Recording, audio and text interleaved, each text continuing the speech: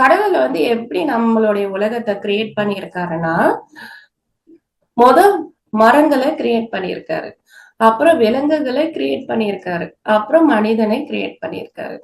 So மனிதனை எப்ப create பண்ணாருன்னா, இந்த உலகம் ஓகே. இது ரொம்ப அழகான ஒரு கார்டனா இருக்கு.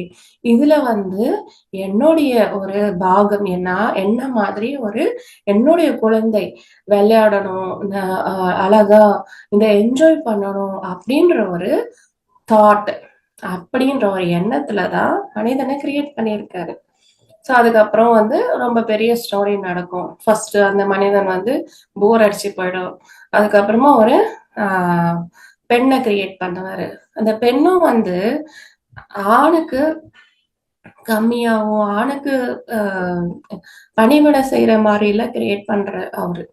சோ அவர் வந்து ஒரு பொண்ணை எப்படி கிரியேட் பண்ணியிருக்காருன்னா, ஒரு அழகான ஒரு கிரியேஷனா அவர் பண்ணியிருக்காரு. ரெண்டு பேருக்குமே ஈக்குவலான ஒரு கெப்பாசிட்டியை தான் கொடுத்துதான் கிரியேட் பண்ணியிருக்காரு.